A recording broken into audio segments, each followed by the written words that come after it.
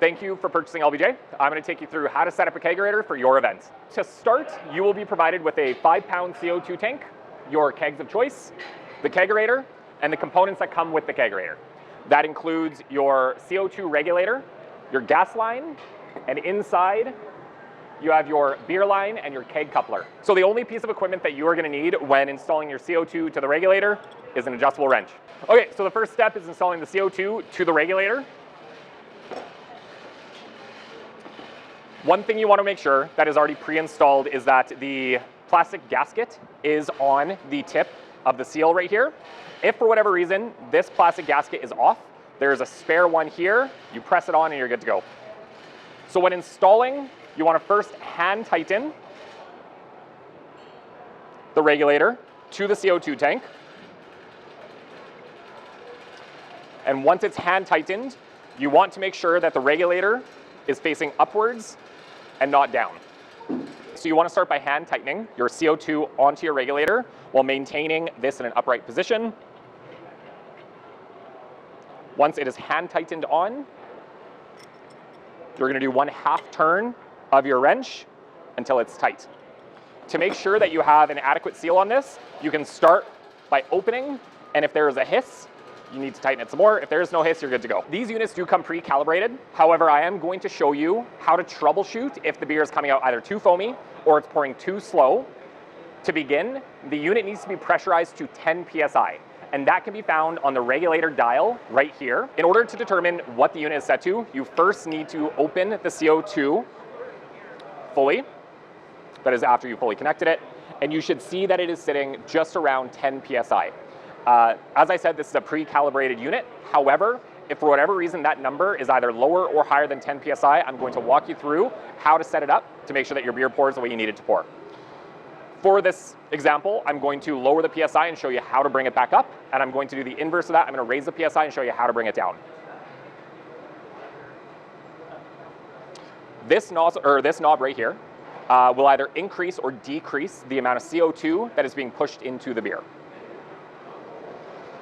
By turning this clockwise, you will see the PSI goes up, and by turning it counterclockwise, nothing happens, and that is normal.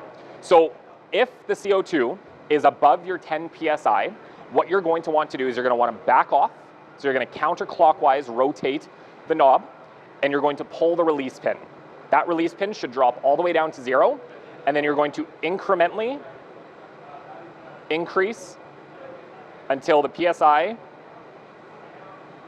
gets to 10. That is how to both raise and lower your PSI. Okay, so when installing CO2 and calibrating your regulator, you need to make sure, you do want to make sure that your valve for the gas line is closed. Closed is the horizontal positioning of this knob. If you were to open it, that knob goes vertical. So when you are calibrating, you want to make sure that this valve is closed. So now we're going to get to the fun part. We're going to hook up the keg to the actual unit. I will start by saying, after the CO2 is finished being set up, you've hooked up the regulator, move the CO2 to the ground, position it behind the kegerator. That line that I was showing you earlier, the blue line, if it's pulled too tight, you won't be able to hook this up. So put your CO2 on the ground, and then we can move forward into hooking up the keg. Okay, so we're going to start by opening the door on the kegerator itself. Inside, you're going to find the keg coupler, which is this tool right here. This is your gas line, and this is your beer line. When installing, there's a white cap on the top of the keg. You're going to peel that back and take it off. And then you're going to move the keg into the unit. To begin this process, what you want to do is you want to make sure that the coupler itself is set to the off position. Now, by pulling the black knob out and raising, you have turned the coupler off. You start by doing this so you don't get beer sprayed all over you when you're hooking up the kegerator.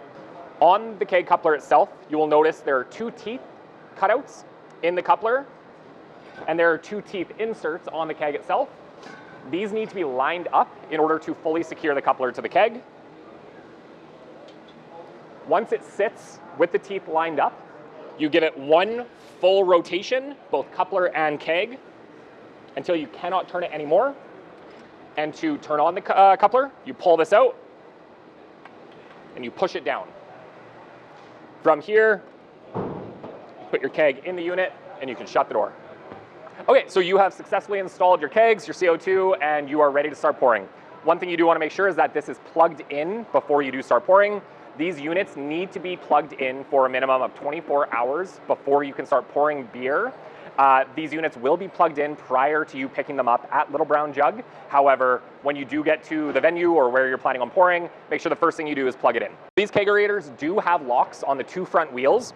When you do get the unit into position, I would recommend you locking the 2 front wheels by pushing these 2 knobs down. That is unlocked, that is locked. When you are transporting it, make sure that both wheels are unlocked so that it rolls freely. Your event is finished and now it's time to tear down or shut down the unit. You're going to want to start by unplugging the unit. You will then want to turn off the CO2, close the valve, and once that is done, once the valve is closed, you can then move on to disconnecting your keg. You do so by pulling the black lever out, positioning this up, and spinning that off.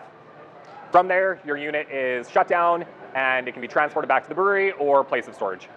So I'm going to walk you through what might happen if you find your beer is pouring either too slowly or too quickly.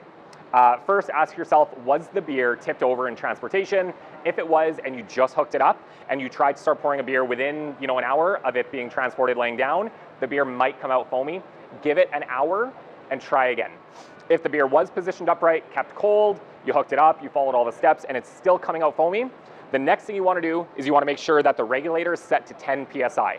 If the regulator is above 10 psi, the flow of the beer is going to come out faster than what it needs to, which is going to cause more foam.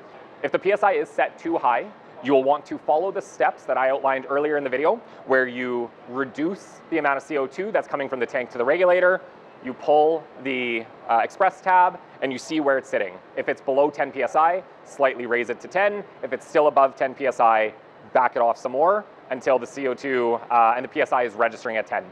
If the CO2 is below 10, you will notice that your beer is coming out very slow. You won't get that nice bit of foam on top. The quickest fix there is by increasing the CO2 so that the PSI is set to 10. But one thing I do want to mention is the thermostat setting for the unit itself. These units do come set to the coldest setting. However, when you are setting this up before you start pouring, you do want to make sure that this blue dot right here is set to or positioned to the darkest blue spot on this gradient. That is the coldest setting for this unit. I'm going to show you how to pour a pint out of the Kegerator. You're going to start by taking your cup and angling at a 45-degree angle. That angle will sit below the tap itself, and you're going to open the spout. You are going to pour until it gets to about 3/4 of the way up, and you're going to straighten it out, and you're going to turn off the tap, and you have yourself a perfect pint.